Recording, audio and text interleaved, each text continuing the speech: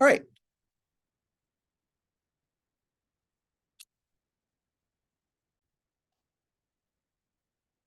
Remember, let me see. You probably saw it in trigonometry. What is an arc length?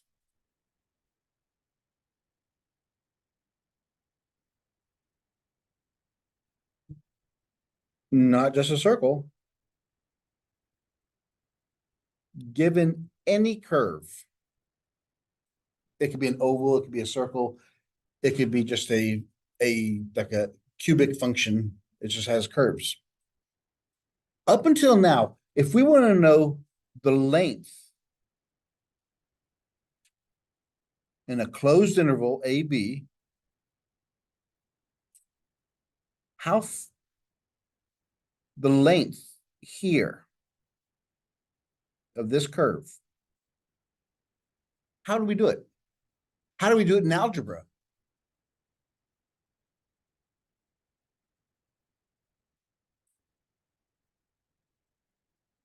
How do you find the length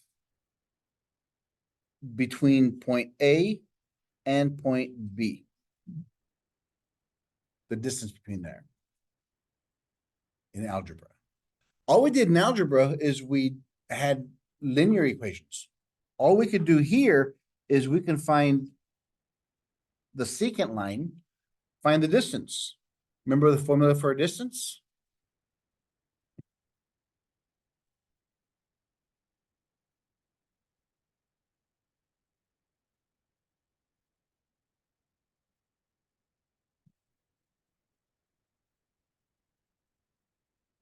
Remember that equation?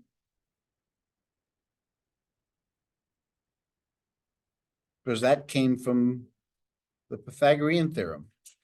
The distance between any point A and point B is the sum of the square of the legs, the square root of the sum of the square of the legs. This is A and this is A and this is B. But does that give us the distance on this curve? No. So using this concept, well, we can have delta x squared plus delta y squared. So using this concept of the distance formula, we could approximate this curve if we cut these into smaller intervals.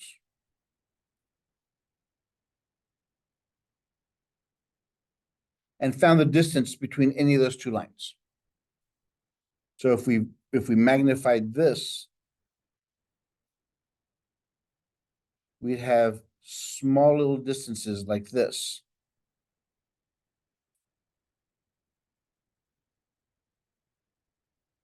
Where this is x, let's say 7, x8, x9, x10. Would that be accurate? It'd be closer, but we still are off that curve. So how do we fix that? Make it even smaller. X 7.5, X 8.5. And keep on making smaller, smaller until it's so thin, it's like a point on that curve. So that's the way we know it so far. And that's how we're going to approach it. Because we can take these curves, these are called partitions. And we can take our x,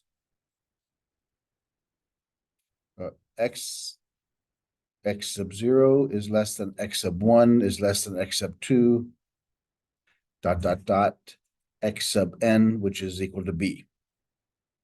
So we can increase the number of subdivisions that we have here. But we have to make sure a couple of things are true first. We can do this process. We can estimate the length of the curve. An arc length is just that.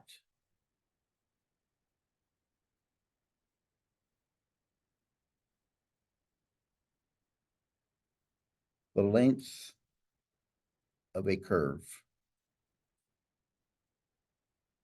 in a closed interval.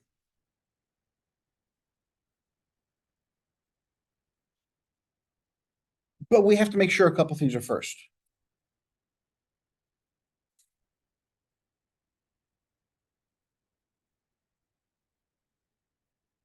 First, the function must be what we call smooth. And it's the same as we use in today's terms. If something's smooth, what do we know about it? It doesn't have any prickly points. It doesn't have any corners or edges. So it must be smooth. And that's what it means. It has to be a smooth curve. So it has no breaks, no edges, like corners, and no peaks or cusps, points. In other words, it can't look like that. Like the absolute value graph looks like this. Is that a smooth curve? No. It's got a pointy edge. So these are the conditions that have to exist. And then two, basically what that's saying is it must be continuous.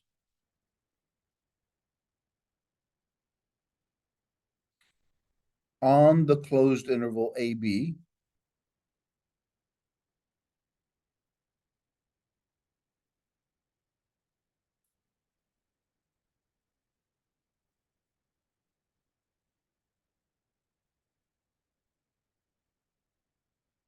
Be able to partition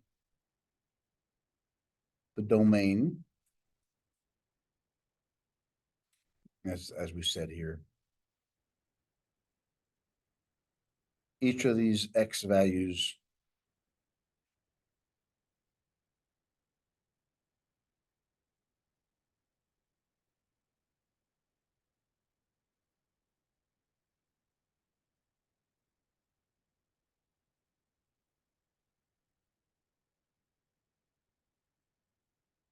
the value of Y sub K has to equal to every point inside of our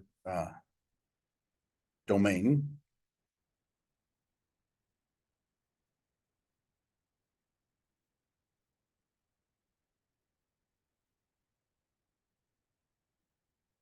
And it has to map to individual points.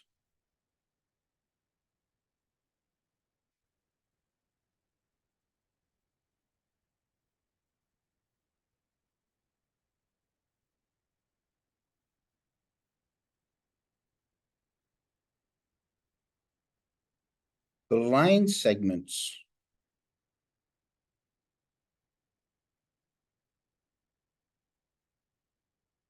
must be valid. It must exist.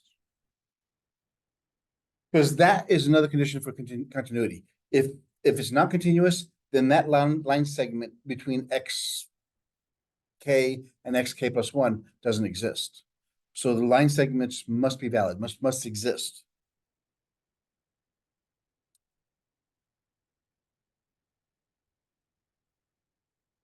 Yeah, that's what we use there. So the conditions, it has to be smooth, has to be continuous. Basically, it has to be differentiable. From calculus 1, we said that if it's continuous and differentiable, that means the values exist at every point along there. So what we have to do first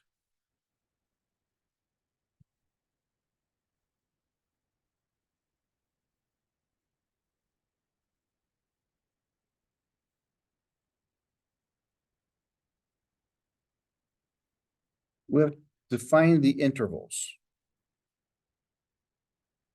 By interval,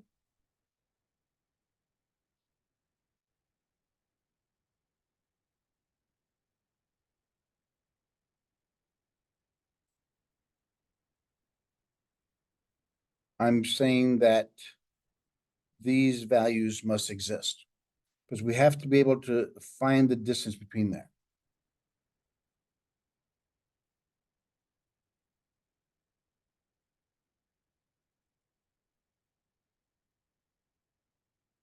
So our delta x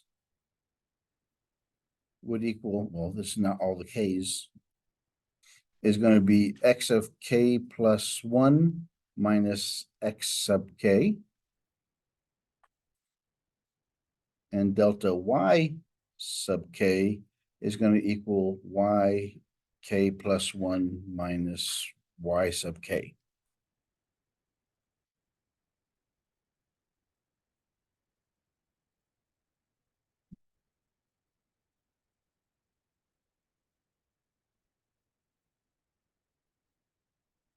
So with these, we can use the Pythagorean theorem, we can find the distances of there. So the distances are the lengths between each of these intervals. So the lengths we have between each of our intervals is the distance, which is delta x squared plus delta y squared.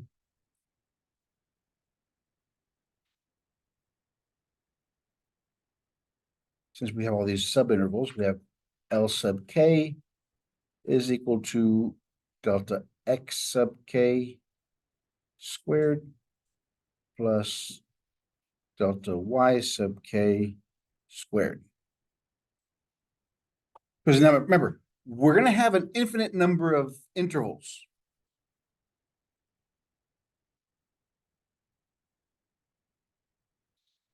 So what does this find?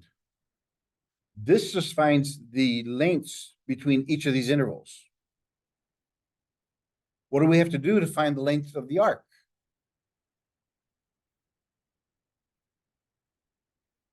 This is each interval. So to find the length of the arc,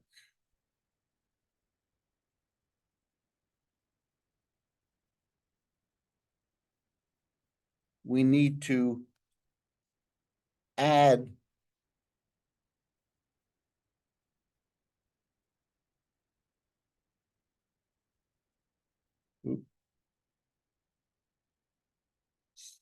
all the L sub k's, which means we have to add all of these individual distances.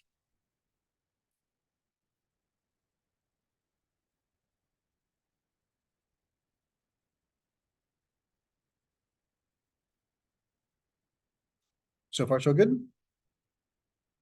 Because each L is a distance from point 1 to point 2. And then point 3 to point 2 to point 3, point 3 to point 4. We have to add them all up. And eventually what that's going to do, from this point to this point, from this point to this point, this is L1, L2, L3, dot, dot, dot, all the way up to Ln. We add them up, and we have an approximation of the arc. Okay, now there's a slight problem. In calculus 1, we learned this. If I have a curve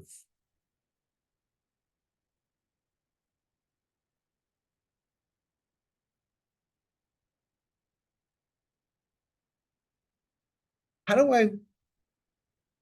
I take the area of this little rectangle here? We have two methods we can do it. We can do it at the left bound, but the problem with that is it's going to be too short. Or we can do it with respect to the outer bound. And that's too much. So what's the best way of doing it? Find the point in the middle. So we have to find a C. Yes, so in each of our, we will have x sub k is less than c sub k is less than c sub k or L x k plus 1. Because we have each of our xk plus 1, this one has to be in the middle. These are the midpoints. Yes. Well, remember, it's between, it's each of these small segments, xk plus 1. What we're going to do is we're going to find a point between there.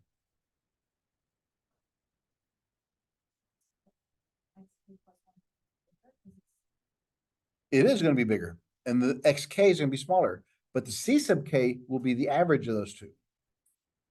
And then in each one of these rectangles we have,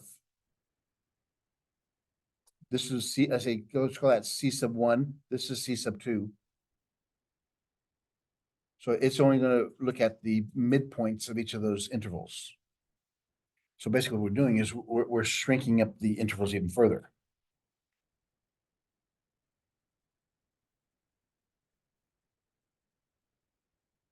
Okay, so we have xk is less than c sub k is less than xk plus 1. So that means our delta y's can be redefined now.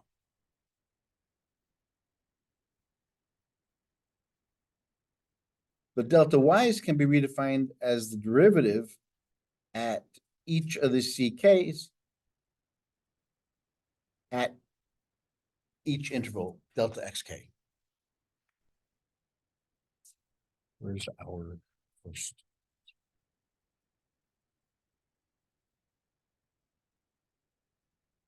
So we're looking for the rate of change.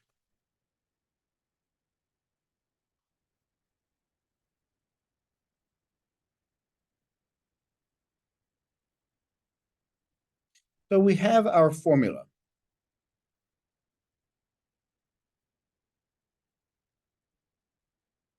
Where this is delta x sub k squared. And this is delta y sub k squared. So delta y, we can replace it with this formula.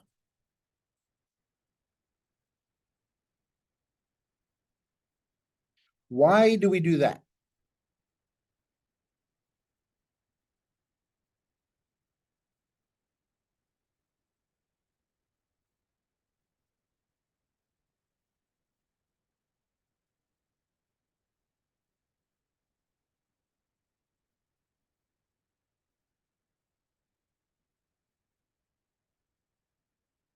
Why do we do that?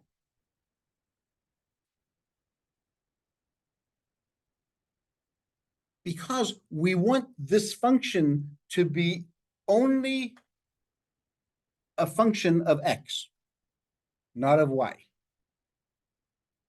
So we took the function, the y, made it as a function of x. So the only variable we have to worry about is x itself.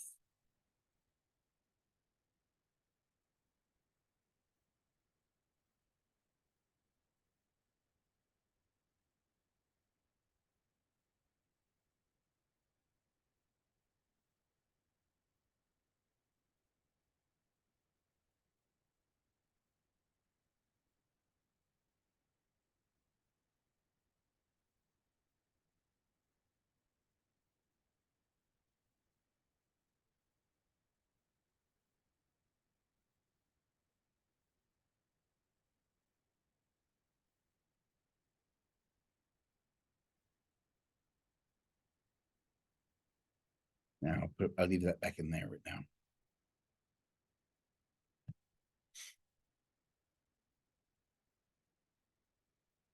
So inside here, I have delta xk squared plus the first derivative of ck squared times delta x squared.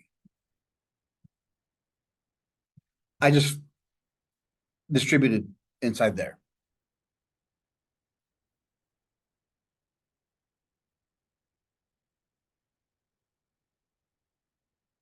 Now simplifying this equation,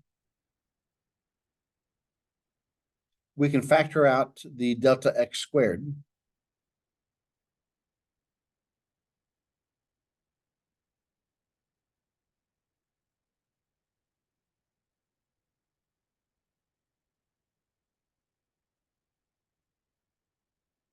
Which gives us 1 plus the first derivative at c sub k squared delta x sub k.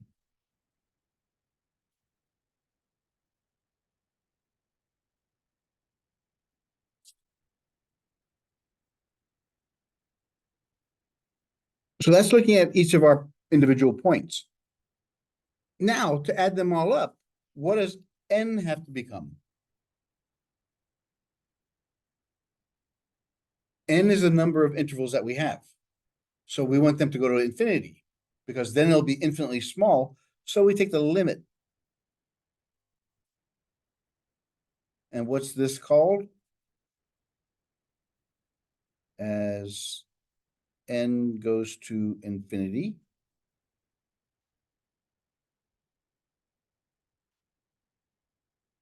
The limit as n goes to infinity.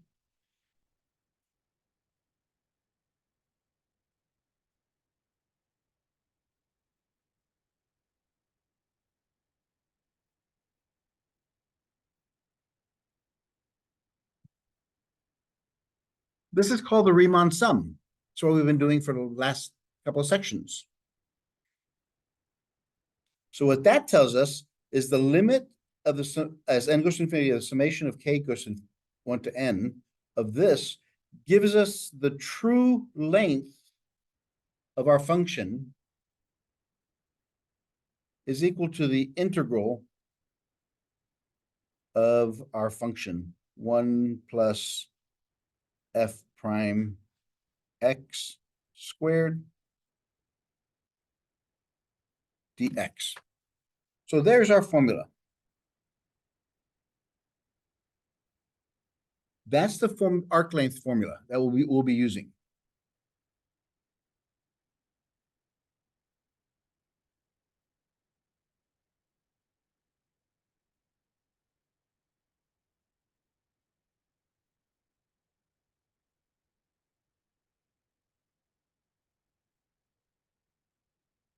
All right, so let me write this here. So the arc length formula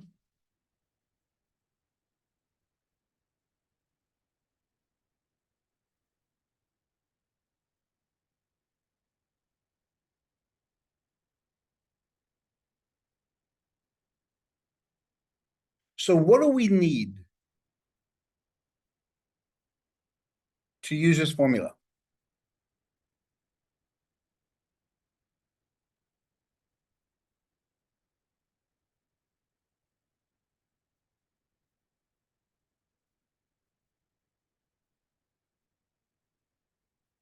We have to have a derivative. So that means we need a function. And then we need to find its derivative. We have to find A and B, the bounds of integration. And then here's the hard part, the algebra part. We have to make this make 1 plus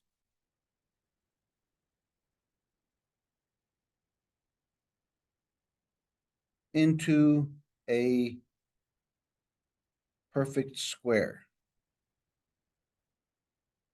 Why do we want that? So that radical can be taken care of. if possible. If it's not possible, then we have to use substitution, the u/du factor. But if we can make it a perfect square, then it's gonna be easy for us.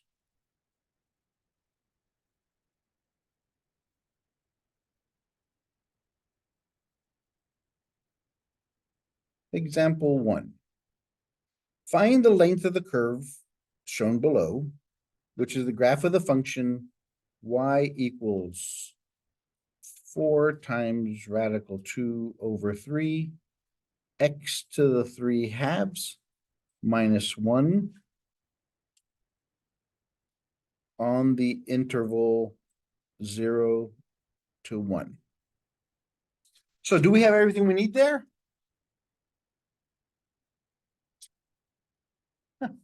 No. So do we have f of x? That's the same thing as y. So we have that. Do we have the first derivative? No, but we can find it. Do we have a and b? Yeah, this is a and this is b. Okay, very carefully.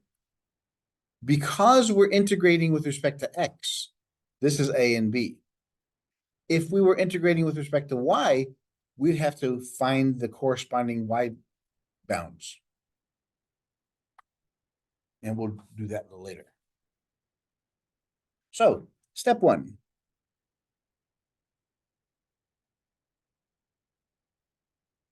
Find f prime. So y equals 4 radical 2 over 3 x to the power 3 halves minus 1, the derivative. So this is a constant. It could go out in front. So we take a derivative of this. The derivative of x to the power 3 halves is what?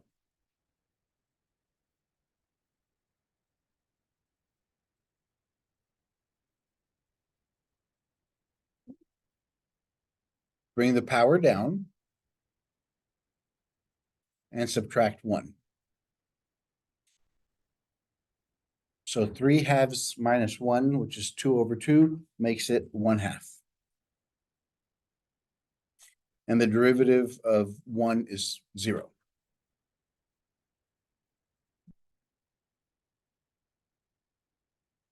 So this simplifies into the 2 and the 4 cancel.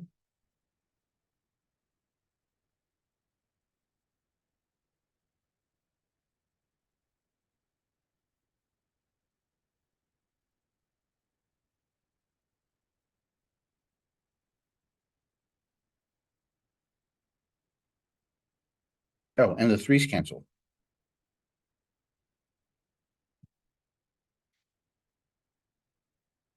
So it's 2 radical 2 x to the power 1/2. Okay, that was step 1. Now what do we do?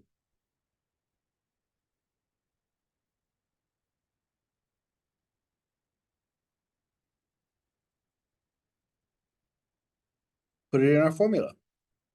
What is A? A is 0, B is 1. We have 2 radical 2 to the power x to the power 1/2 dx. Oop, nope, I'm sorry, I got carried away.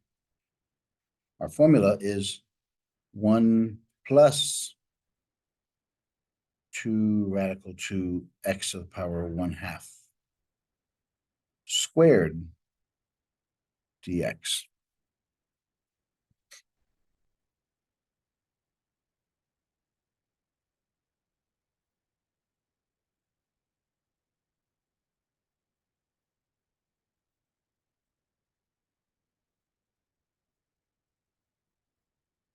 Step 3. Fix inside that radical. Inside that, inside the radical. See what we can we could simplify that into. So we have 1 plus 2 square root of 2 x to the power 1/2 squared. We're taking this and seeing what we can do with it.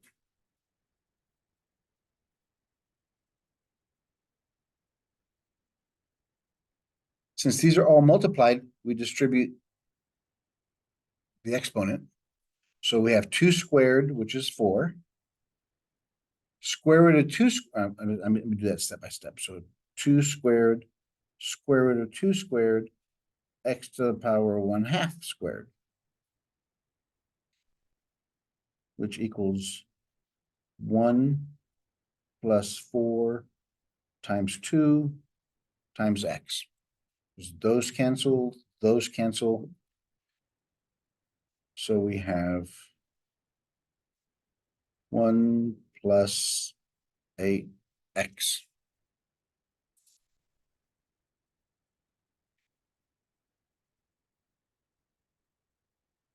Okay, you're looking at it.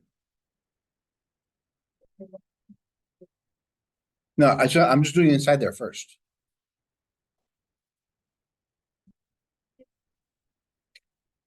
Right.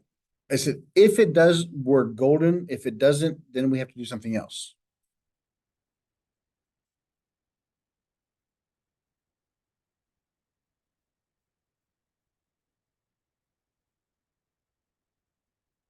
Okay, so right now what we have is this.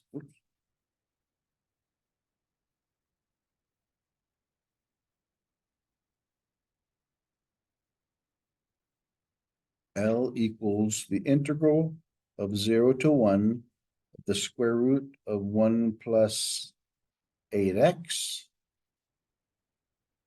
dx.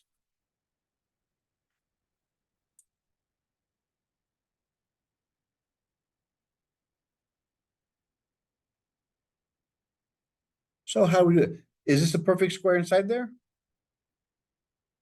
No. There's a square root and this and whatever is inside there doesn't cancel. So use u equals 1 plus 8x. Then take du, which is the derivative of this is 8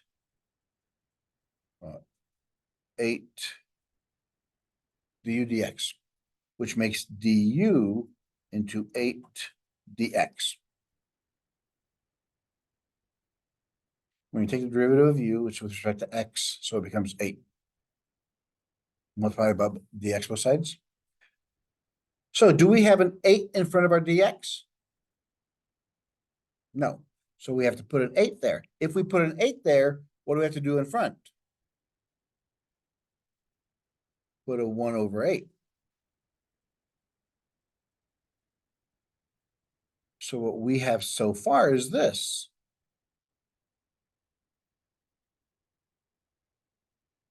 Actually, this is now becomes u.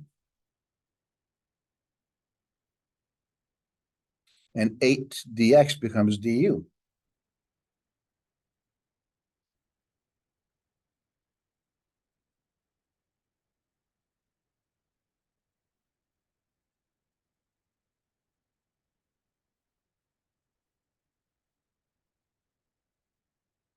Make it into an exponent. Now integrate it.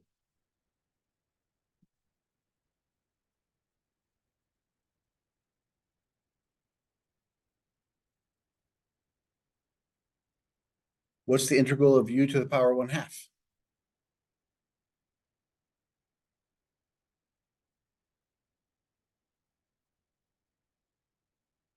Integrals, you add 1. So it's 2 over 2, so it's 3/2 over 3/2 from 0 to 1.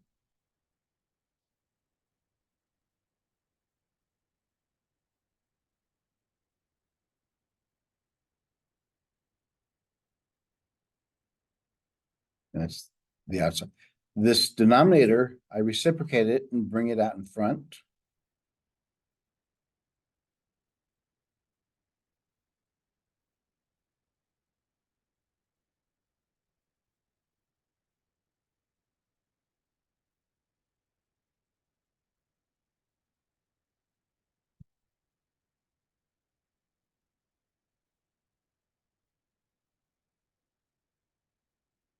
Everybody okay so far? The du turn into the bounds? The du? No, the bounds have always been 0 to 1. The du says I'm taking the derivative or integral with respect to u. Now I have to put back the u. What does u equal?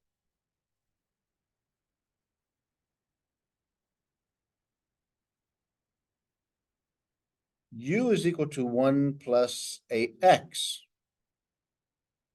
to the power 3/2. Remember, u is there.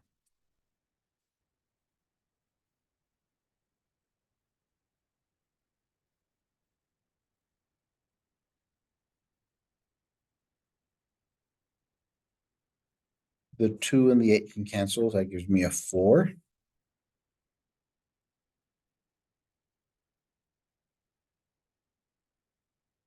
So I can say 1 over 12.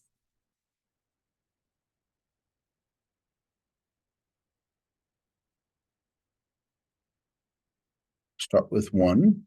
1 plus 8, 3/2, minus 1 plus 0 to the 3/2.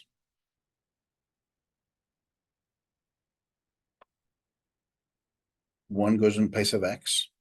0 goes in place of x here.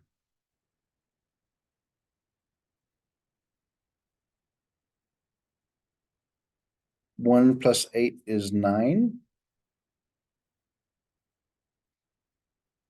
1 plus 0 is 1.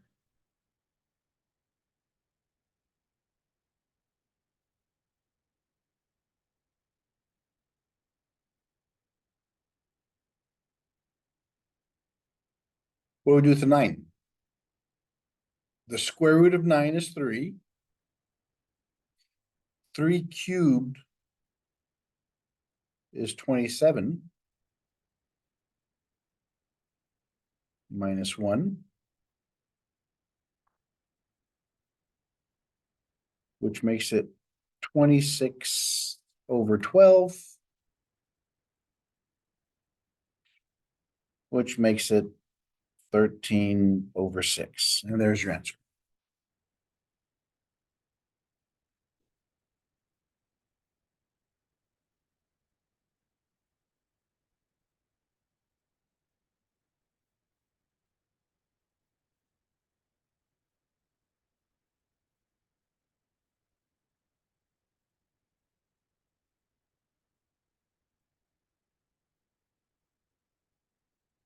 Is that procedure straightforward? Let's do another one. Because if you think about it, it's the algebra part. If you're having trouble with this part, that's the algebra part. The calculus is done.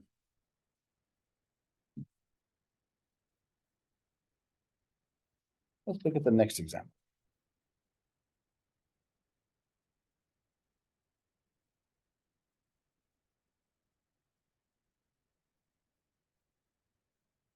Find the length of the graph f of x is equal to x cubed over 12 plus 1 over x on the interval 1 to 4.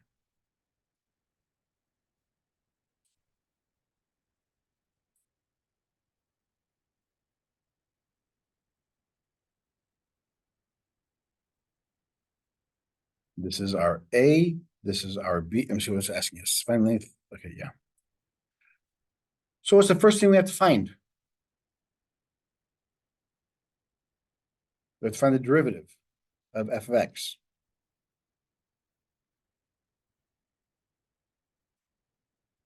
Three x squared over 12 minus 1 over x squared.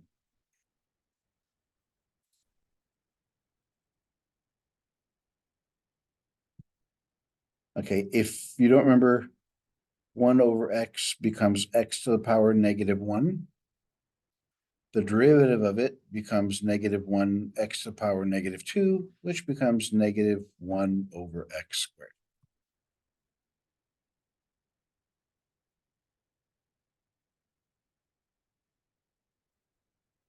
So that's what we did there.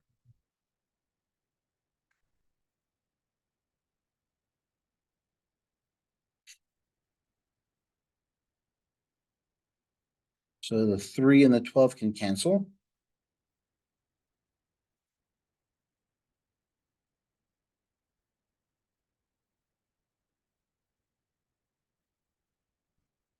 So f prime becomes x squared over 4 minus 1 over x squared.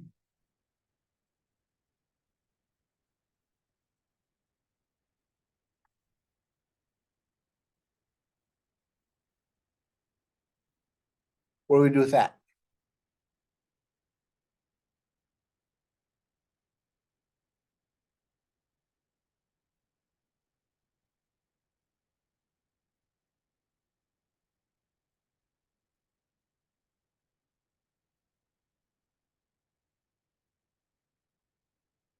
Put that into our formula.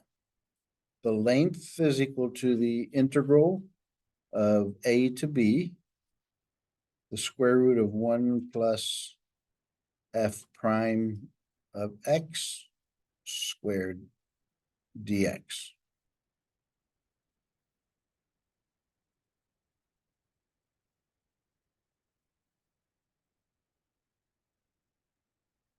A is 1, b is 4,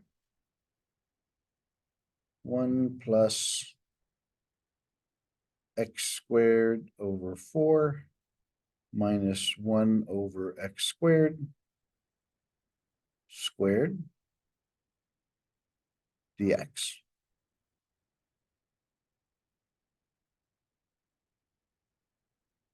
So once we find that, we plug it in there.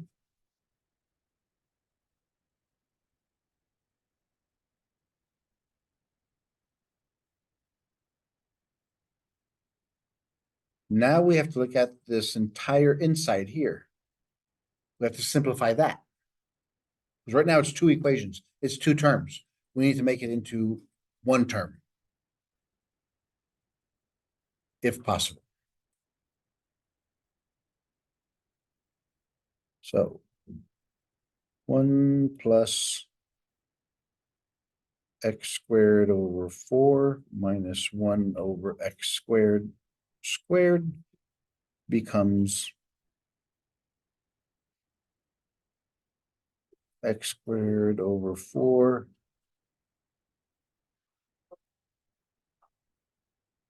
times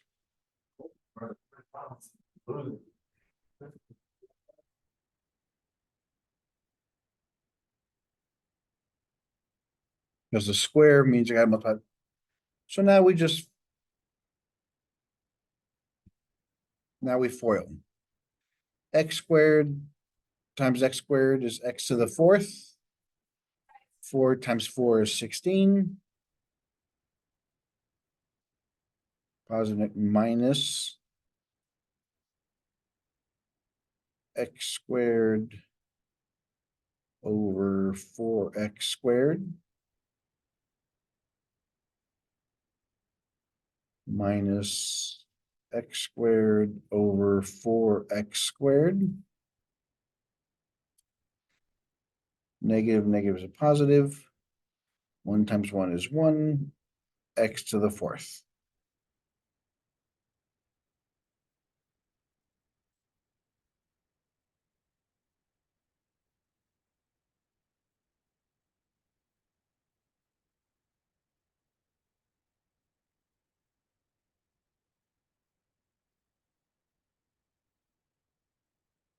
Let's combine like terms. We have x to the fourth over 16.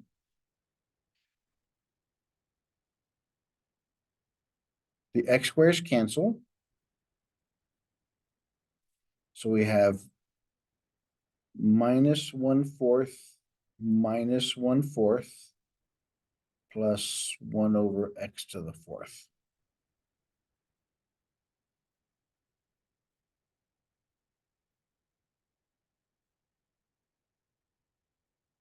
Because the x squares cancel in the middle. We can combine both of these.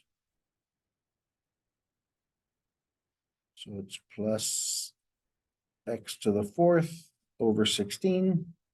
Negative 1/4 minus 1/4 is negative 2/4. You have a common denominator, so add the top. Plus 1 over x to the fourth.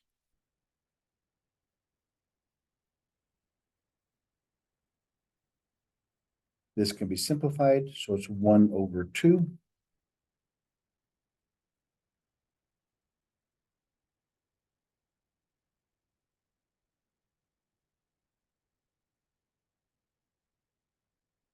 Okay, let me write what I have so far.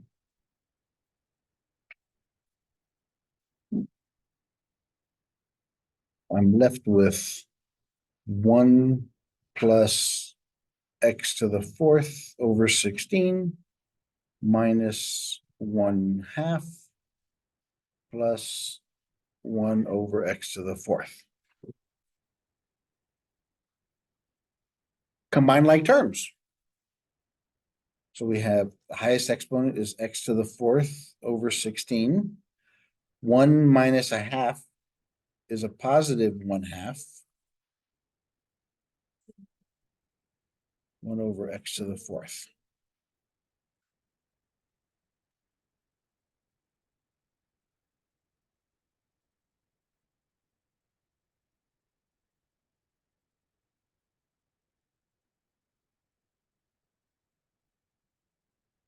Now, look what we have so far. We have x to the fourth over 16 over x to the fourth. Does that look like it can mean do anything for us?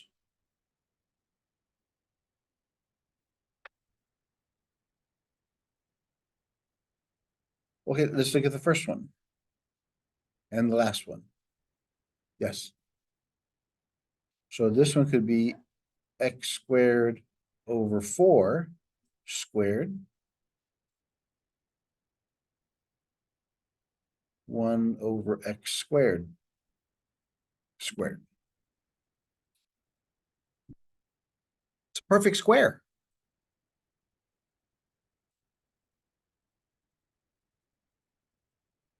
Becomes x squared over 4, since they're both pluses.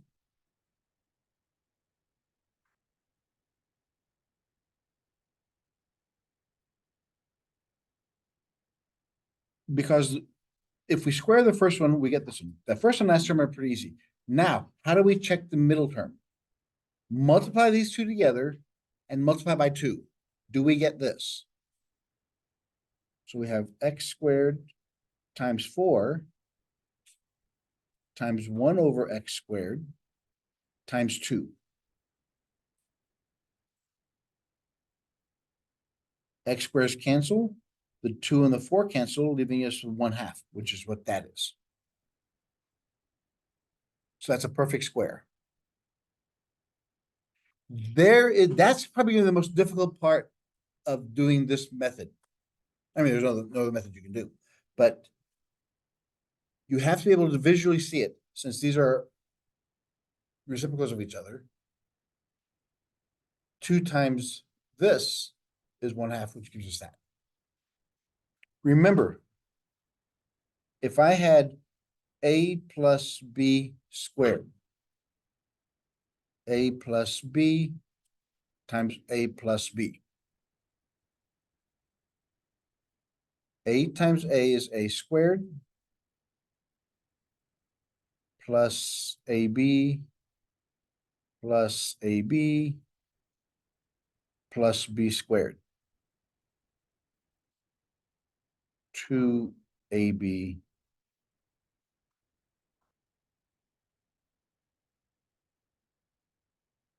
so that's why the first thing I did was make sure the first and last terms were perfect squares or squares. Now, if I take what's on the bottom and multiply them together, that's a and b, and I double it, does it equal the middle term? And it does. So it's a perfect square. That's going to help us a ton.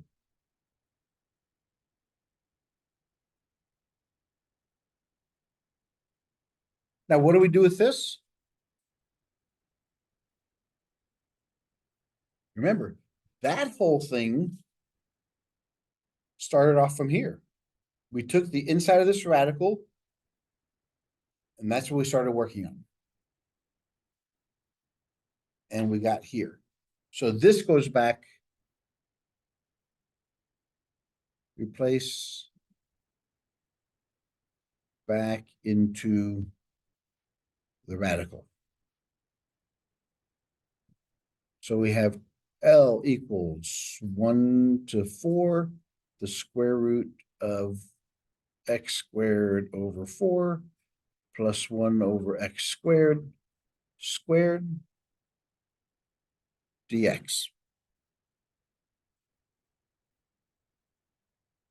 We just did all that work just to get back to the equation.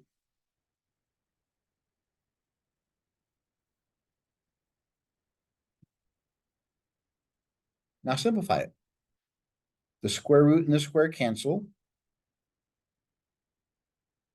So we have x squared over 4 plus 1 over x squared dx.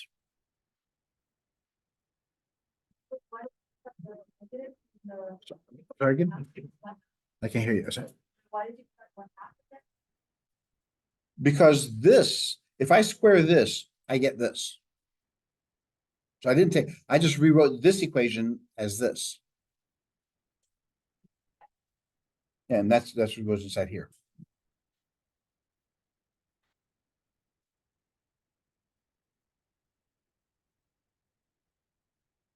So the integral of x squared over 4 is what?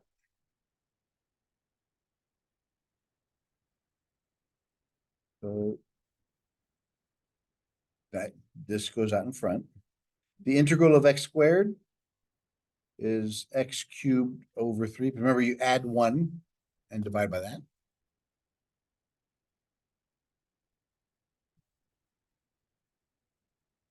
This one becomes x to the power -2, which if we add 1, we get -1. So we got -1 over x.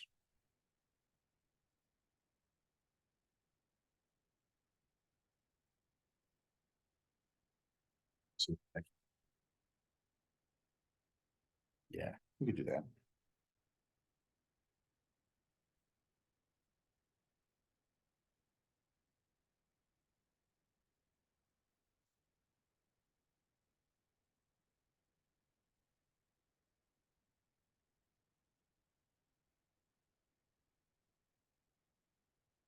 So what do next?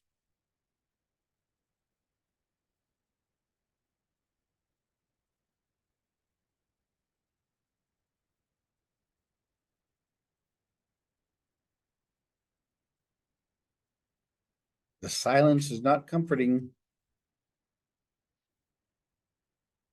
Cal 3 is going to kick your butt. We now, since we integrated these, we can now put in the points. So this is x cubed over 12. So it's 4 cubed over 12 minus 1 over 4.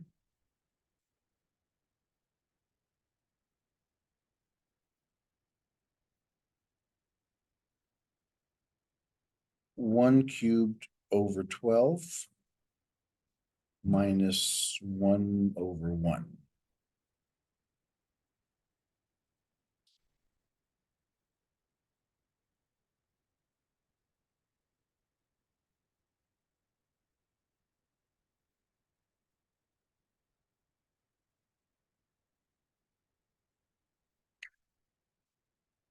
What is 4 cubed?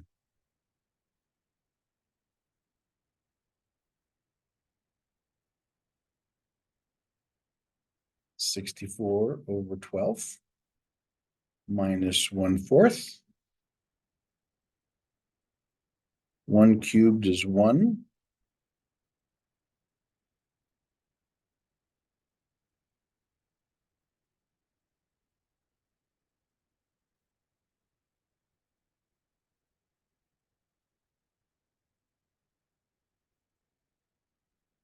I could drop the parentheses. I got 64/12 minus 1/4 minus 1/12 plus 4/4, which is 1. This 1. So combine those.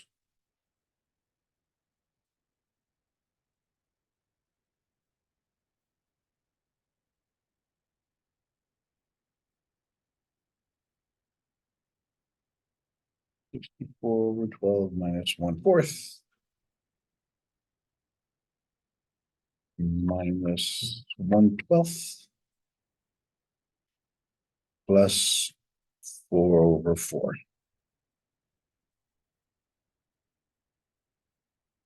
This one and this one gives me 63/12. This one and this one give me 3/4.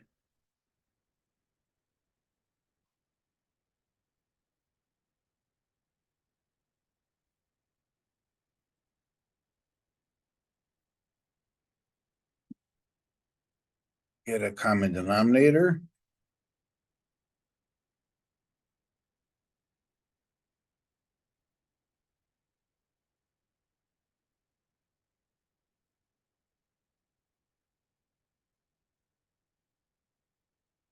No. 6. So there's my answer. The arc length of that function is 6 units of measurement.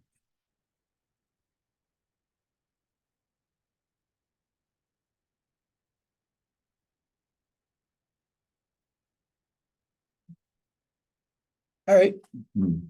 Any questions so far? I'm not too comfortable with the blank stares I'm getting when I ask you guys to do the algebra parts.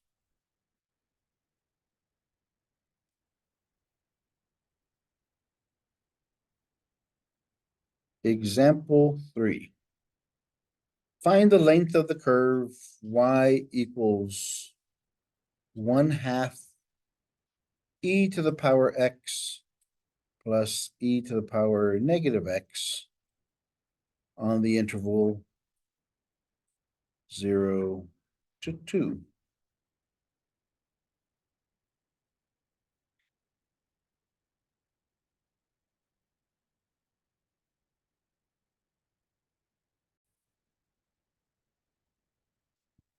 All right, first off, let's recap. If we had e to the power x, let's look at, first off, let's look at derivatives.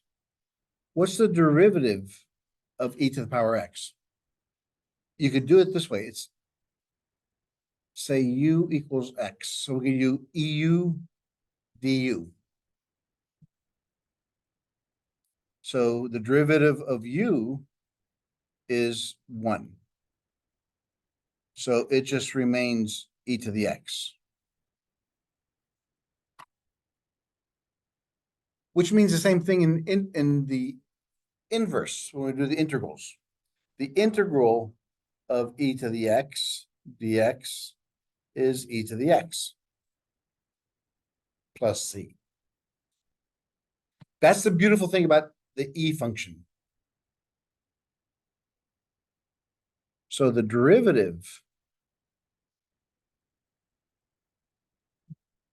is the derivative of e to the x is e to the x. The derivative of e to the negative x is negative e to the negative x. Because the way you take it is take the derivative of the, leave the function alone and times the derivative of the exponent. So the derivative of negative x is -1, so that it just changes the sign in front of it.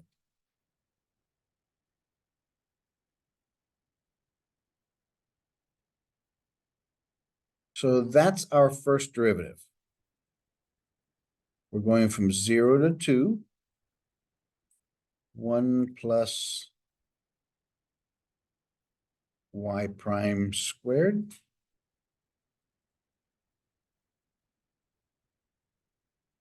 From 0 to 2.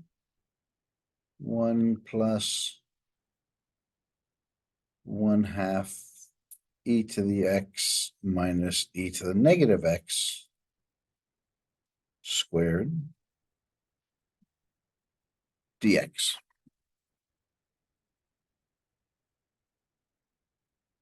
So this entire equation goes in place of that, which becomes that.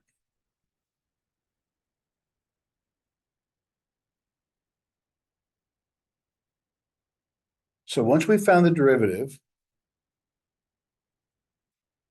what's the next? Now we have to worry about what's inside here. What's inside the radical? We have 1 plus 1/2 e to the x minus e to the negative x squared. So what do I got to do first? I distribute.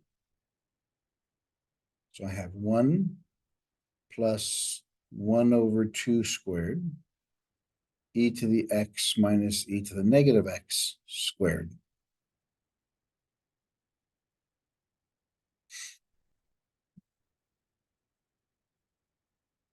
One over 2 squared makes it 1/4.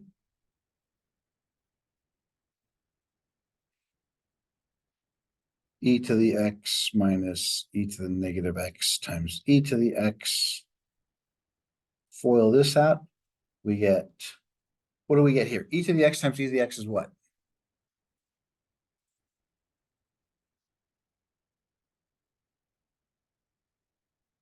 E to the 2x minus ex e negative x minus ex e negative x plus e to the negative 2x. So combine those, we get e to the 2x minus 2 ex e negative x plus e to the negative 2x.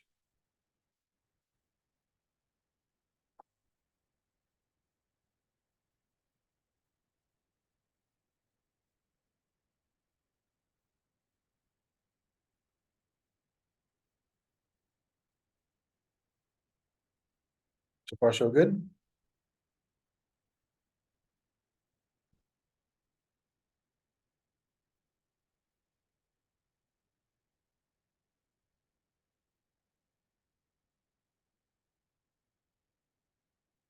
This next part, we have to get rid of the parentheses. So we have 1 plus e2x/4 minus 2 ex e negative x/4 plus e to the negative 2x/4. What is e to the x times e to the negative x?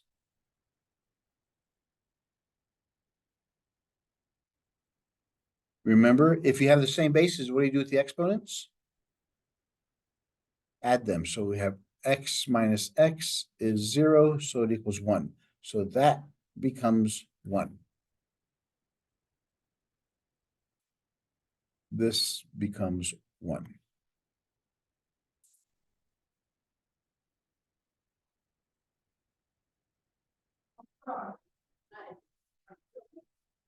Combine like terms.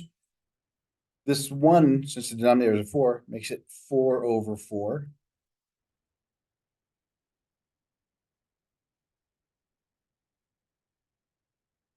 So 4/4 minus 2/4 makes it a positive 2/4. So these two combine to be a positive 2/4.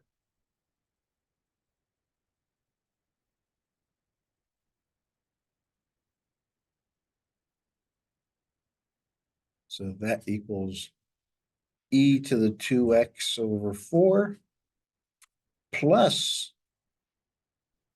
2/4 plus e to the negative 2x/4. So I combined like terms.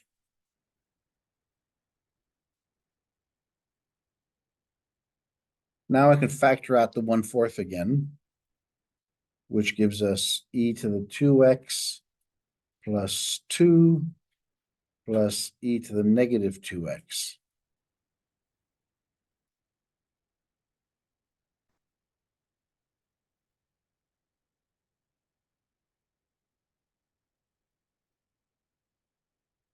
The same problem we had last time. Is this a perfect square? Remember, okay, what we have here, we have this first one is 1/2 squared. So that's squared. This first one is e to the x squared.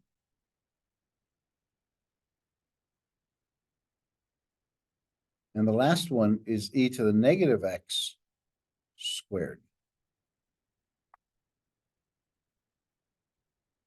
Remember, what do we have to do to check the middle term? Take whatever's under the squares. Remember, it's 2ab in the middle. So 2a is e to the x, b is e to the negative x. E to the x times e, this becomes 1, so it equals 2. So that works. So we have a perfect square.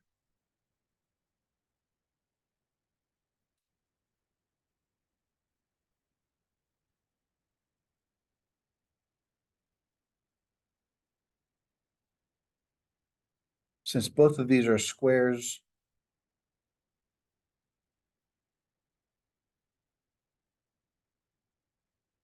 the whole thing is square.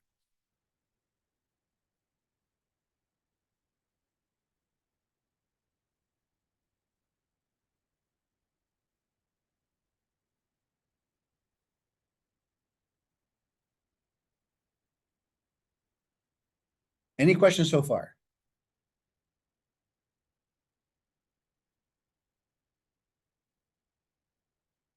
Because again, it's the hardest part you have is going back in algebra and factoring a trinomial to see if it's a perfect square. We see that the first term is a square, which has got a 2. That's a square, it's got a 2. The middle one, if you take ex times e to the negative x times 2, do we get the middle? Yes, we do.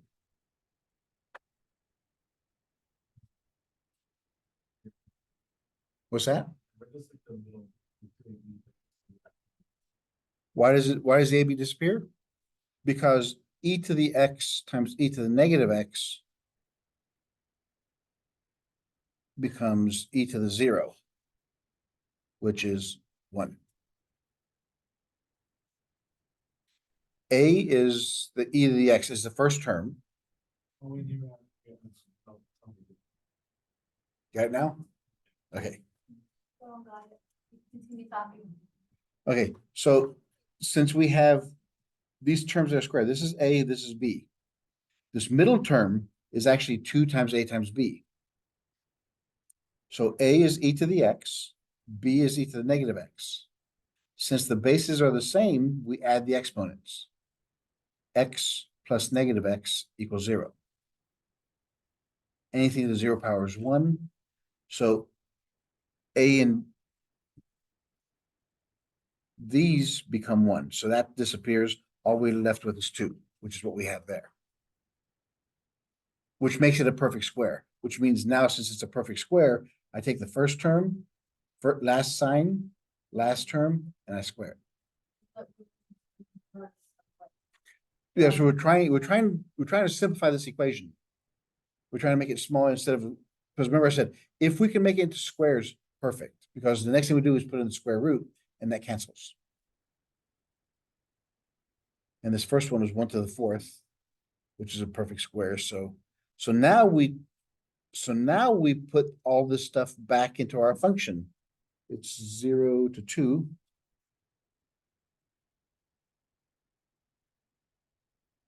It's 1/2 e to the x plus e to the negative x, all that squared, square rooted.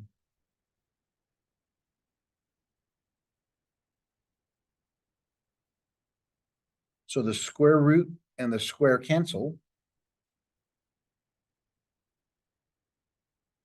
And we're left with 1/2 e to the x plus e to the negative x dx.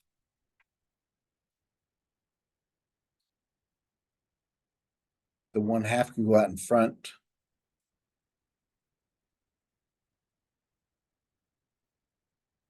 Ex plus e to the negative x.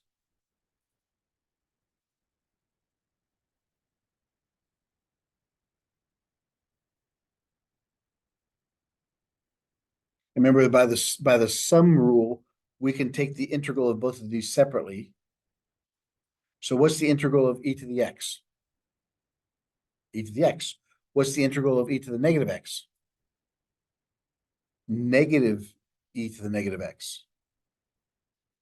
So that becomes e to the x minus e to the negative x from 0 to 2.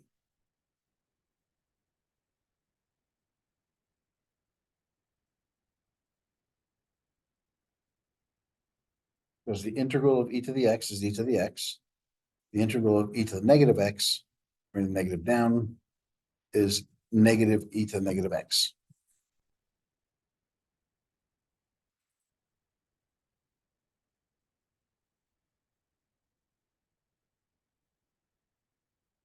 So we have e squared minus e to the negative squared minus e to the 0 minus e to the negative 0.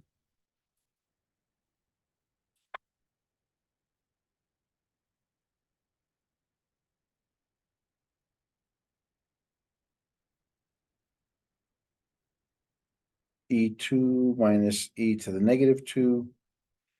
E to the 0 is 1, e to the negative 0 is 1, 1 minus 1 is 0, so that's gone. So there's your answer.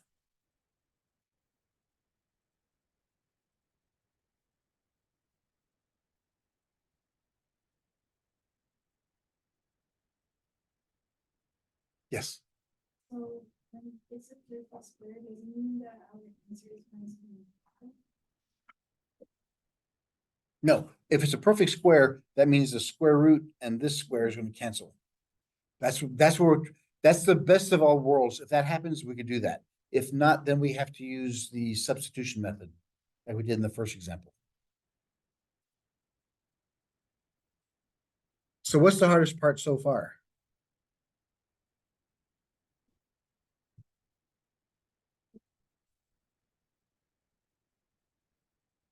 And that just takes practice. There is no easy shortcut for that. Again, if you think about it, everything we've done for the last 20 minutes was algebra. That's all we did.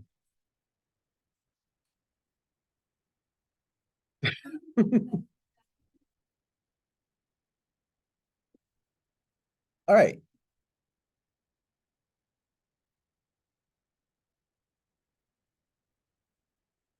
What if there are discontinuities in our derivative?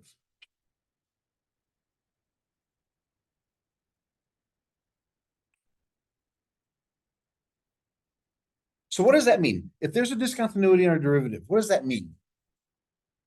What it tells you, if this is the first derivative. Where would there be, what would that mean if there's discontinuity?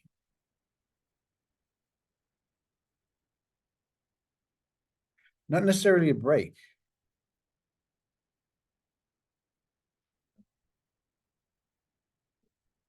Almost. Whereas like X is like Y is different. What does that represent? What does this first derivative represent?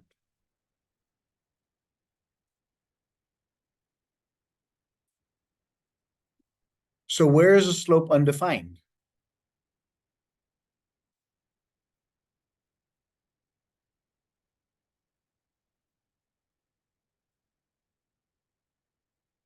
On vertical lines. So what if you have a vertical slope? We can't use what we're doing anymore because it's undefined there.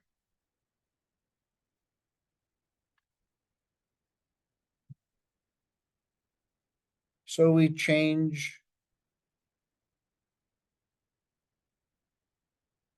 from dx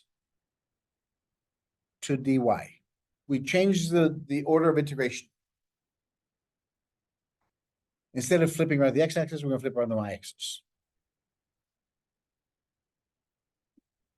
It makes it easy. So in other words, what we're going to have here, instead of f of x, we're now going to have a function of g of y. And instead of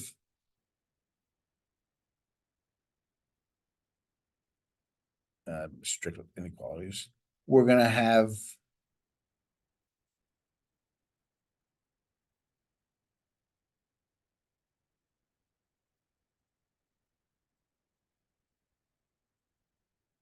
so you see here, we have to change from the function with respect to x to a function with respect to y. When we do so, we have to change the bounds of integration from AB to CD.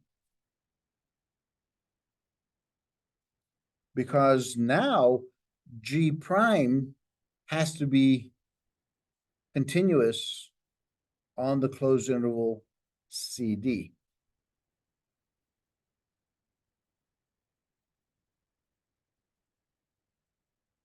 So originally we had our integral from A to B of 1 plus f prime of x squared dx. We're now going to switch it to what? The integral of c to d of the integral of 1 plus g prime of y squared dy. Where's our example? There. So when do you have to do this transformation? If our derivative is undefined somewhere. If it's undefined on the interval, if it's undefined in something outside the interval, doesn't matter. We don't care about that. We're just looking at the closed interval AB.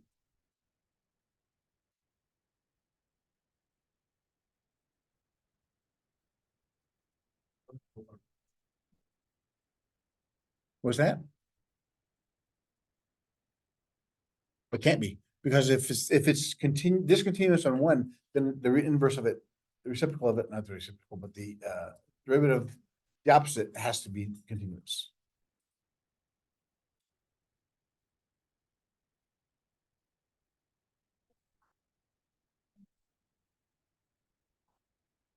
Right. So find the length of the curve. Find L of y equals x over 2 to the power 2/3 from x equals 0 to x equals 2.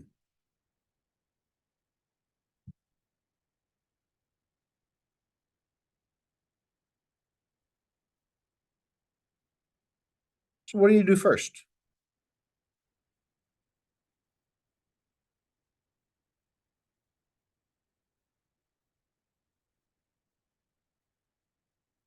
Okay, let's look what happens when we find the derivative.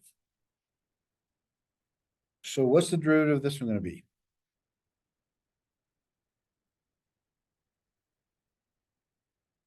The 2/3 comes down.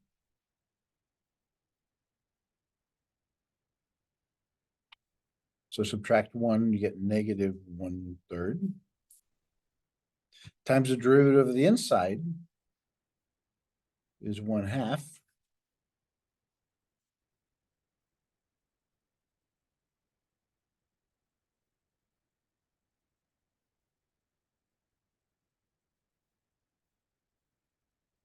Now, what does this negative exponent here do? Reciprocates it. So we have 1/3, 2/x to the power 1/3. Problem, we're going from 0 to 2. Can we put 0 in there? So the slope's undefined. We can't do it this way.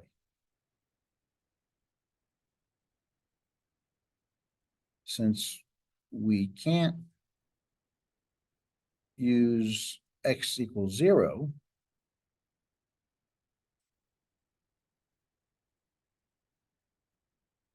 we need to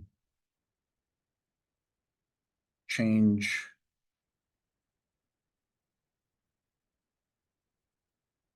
axis of integration. So that's what I call it.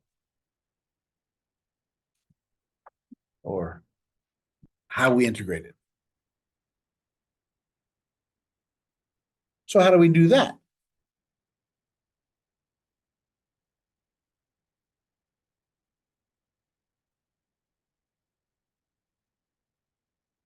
There's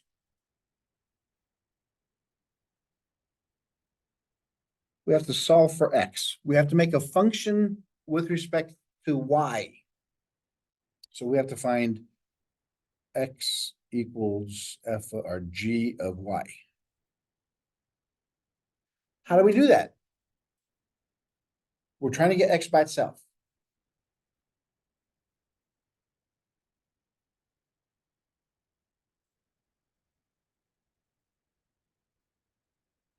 What do you have to get rid of first? The exponent. How do you get rid of 2/3? Not square root. If we raise both sides to the power 3/2. Because the 2's cancels and 3's cancel. So we have y to the power 3/2 equals x/2. Then multiply both sides by 2.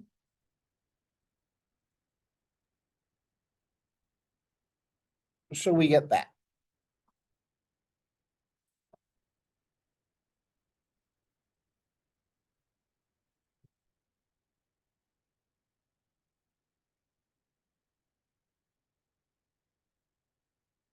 All right, now what do we do?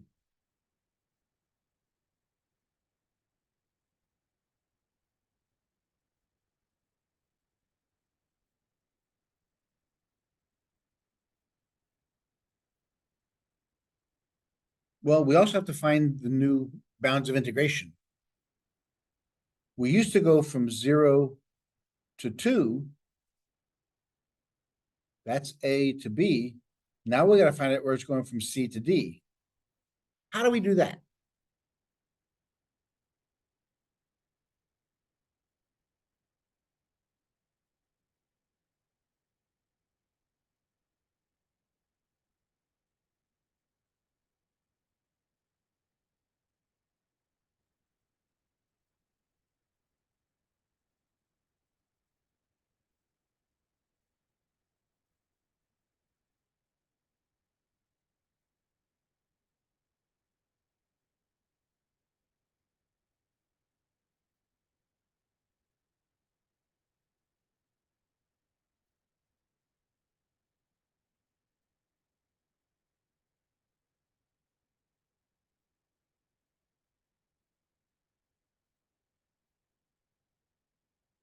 So how do we figure that out?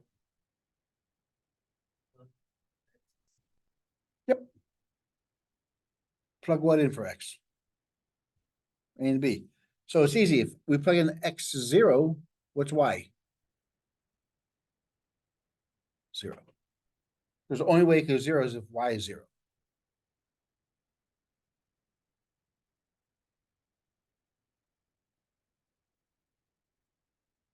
Now, if X equals 2, so plug in X equals 0 and X equals 2. When X equals 2, we got 2 equals 2y to the 3 halves. Divide both sides by 2. 1 equals y 3 halves. And the only way it can equal 1 is if y equals 1. So the bounds of integration are from 0 to 1. Anything that equals 1 to any power is equal to 1. So it doesn't matter what that exponent, this is 3 halves.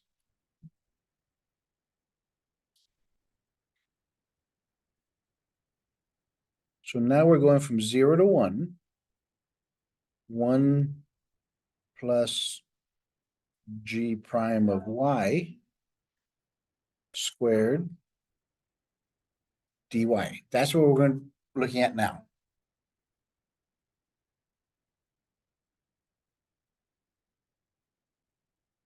And remember, x is equal to g of y. So that's our function.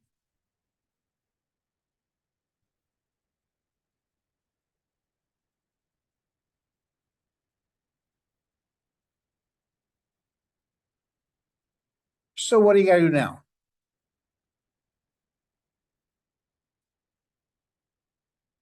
Nope, we can't. Do we have g prime of y? Nope, we gotta find the derivative.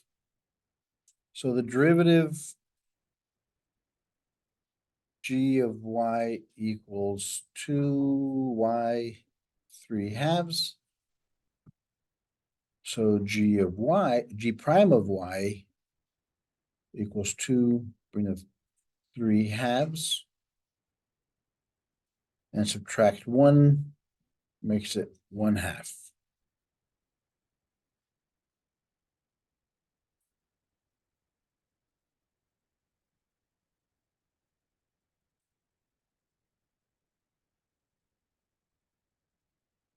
So there's what we put on the inside.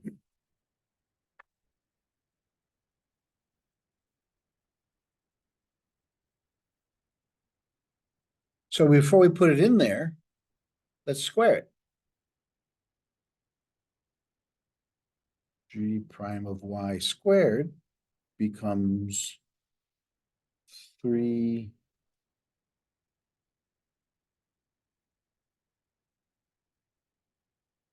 squared y to the 1/2 squared, which makes it 9y.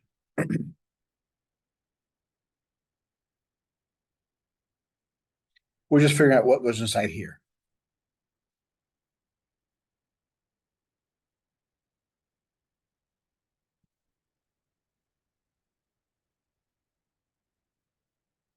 From 0 to 1, 1 plus 9y dy.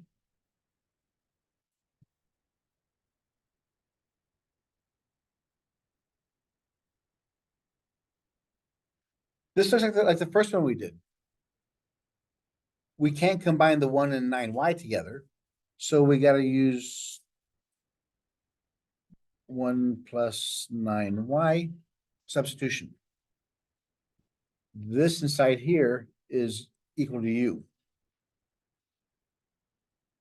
So du dy would equal 9.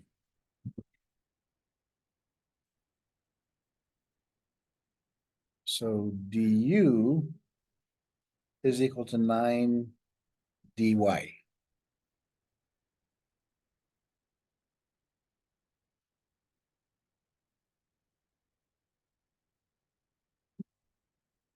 So we need a 9 in front of the y, which means we have to put a 1/9 out in front.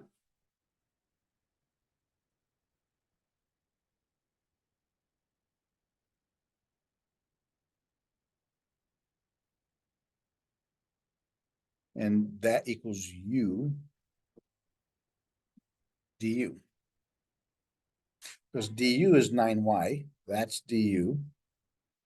And this is square root of u.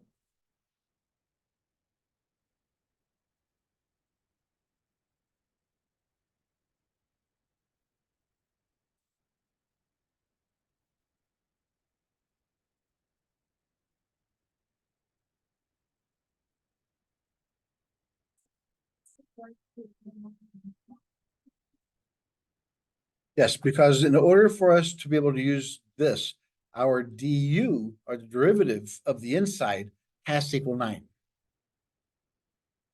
Or 9 dy. We didn't have a 9 dy, we just had a dy. So I had to put a 9 there. If I put a 9 here, I have to cancel it by putting in 1/9 out in front. I'm just changing the way it looks, not changing the value of it. Because now this whole side here is square root of u du.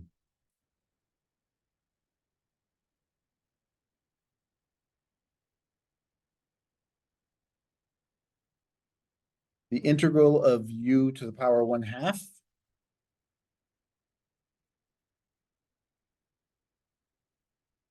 Do I add or subtract 1? Add 1. So it's 3/2 over 3/2 from 0 to 1.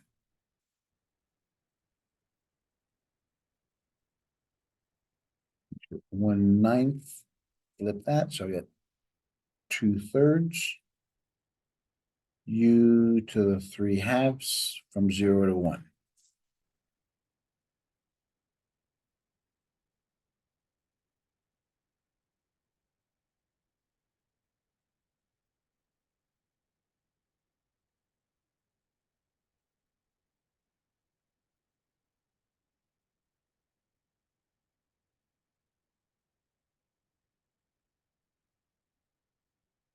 And remember, u is 1 plus 9y. So what we have so far, 1 times 2 is 2 over 27. 1 plus 9y to the power 3/2 from 0 to 1.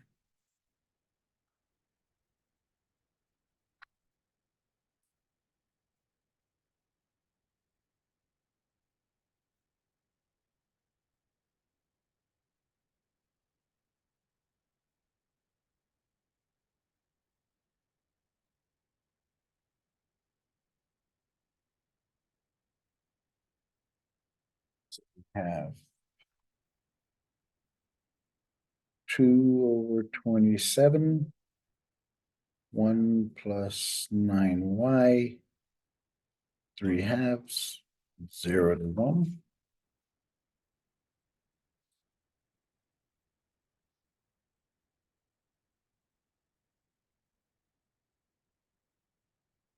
So we put 1 inside there,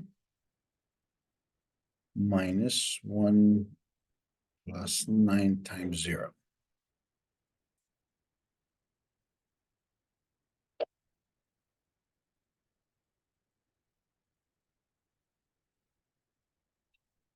One plus 9, 1. So 9 times 0 is 0.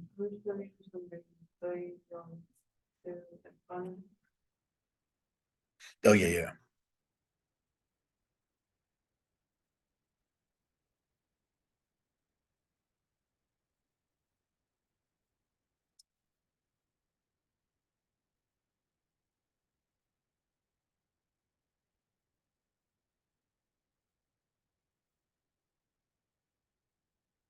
So we have 10 to the power 3 over 2 minus 1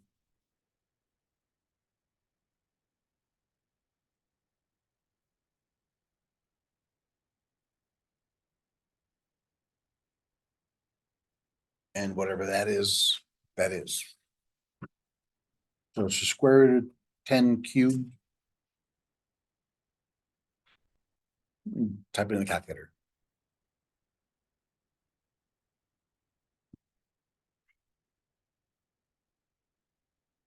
Okay, the last one we're gonna do shouldn't take us that long.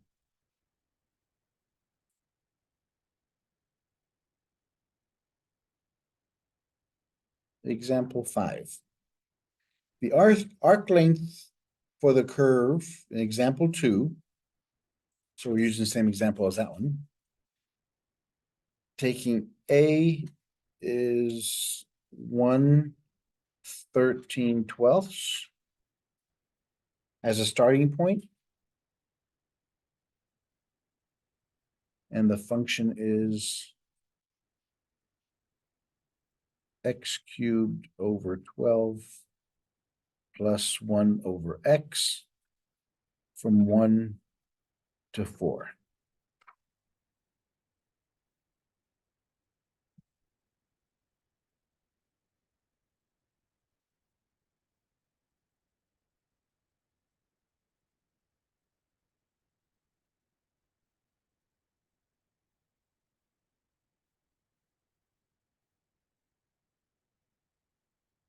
Okay, since it's the same as example 2, we have half the stuff already done.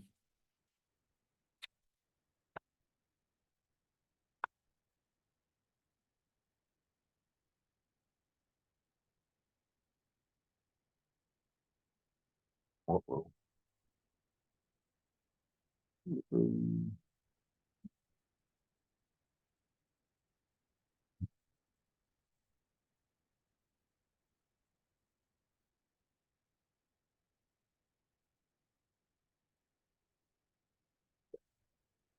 So in example 2, what do we use? Well, we had that. So we took our first derivative. And we got x squared over 4 minus 1 over x squared.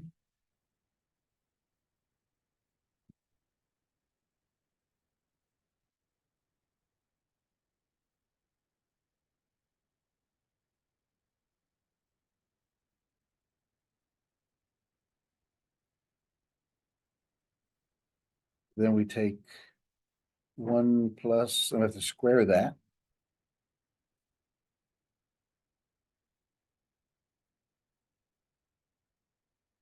That gave us x to the 4th over 16 minus 2 plus 1 over x to the 4th.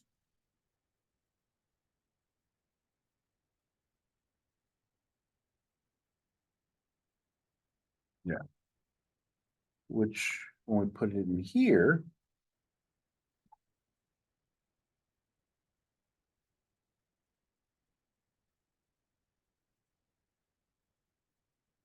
because this is all from example 2.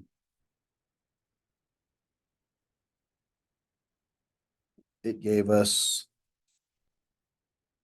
x squared over 4 plus 1 over x squared squared.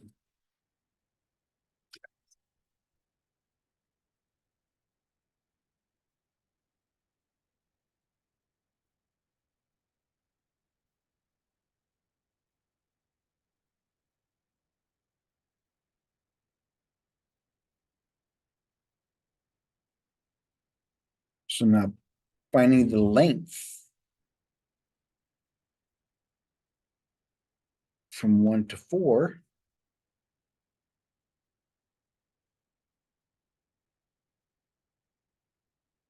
Actually, it's a starting point, so we go from 1 to x.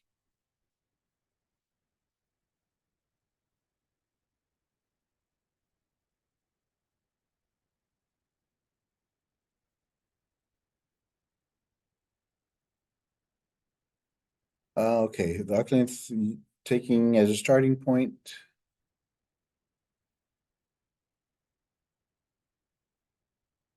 Which now means we have to convert that to 1 to x we're going to T.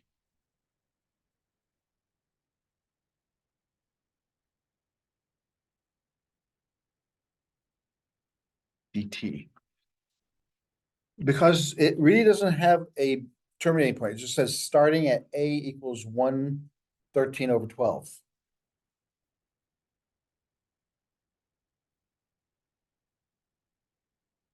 And instead of this length, we're looking for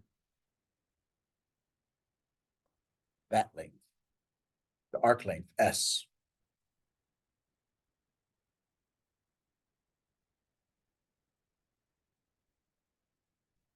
In our example, in example 2, this cancels with that. And it gave us the integral.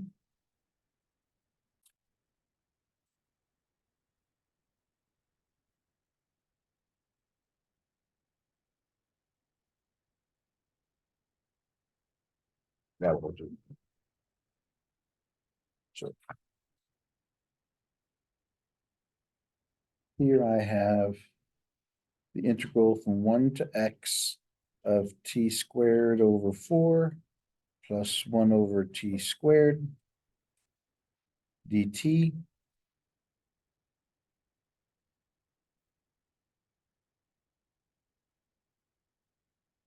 The integral of that makes it t cubed over 3 minus 1 over t cubed. No, that comes, so it becomes t negative 2. So it's negative 1 over 1. From 1 to x. So we get t cubed over 12 minus 1 over t, from 1 to x.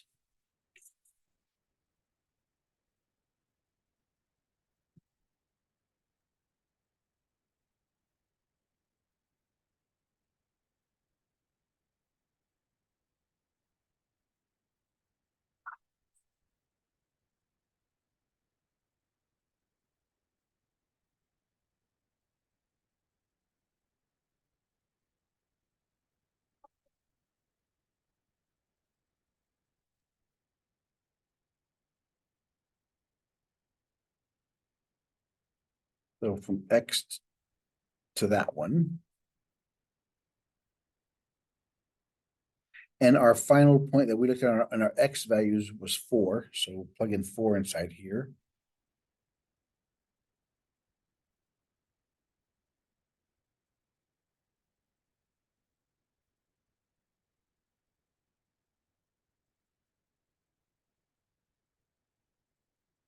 (64 over 12).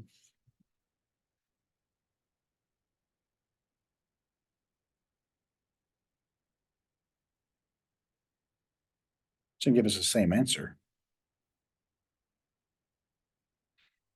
This is 4 over 4.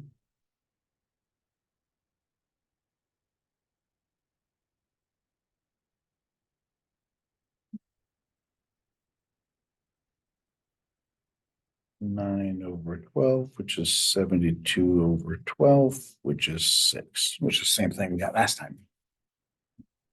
In other words, we can, instead of giving this just as bounds, we can look at individuals starting and ending points.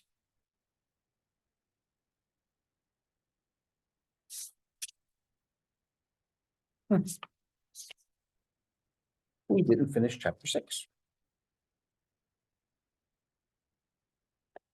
Okay, that does it for section 3. Any questions? How difficult was it? The concepts are there because think of the steps. The first step you have to do is find A and B. your function, take the derivative of the function. After you take the derivative, what do you gotta do next? You have to square it. Then add 1 to it, algebraically fix it, then square root it. And then you take the integral. I mean, it's just a lot of algebra steps in there. Okay, everybody,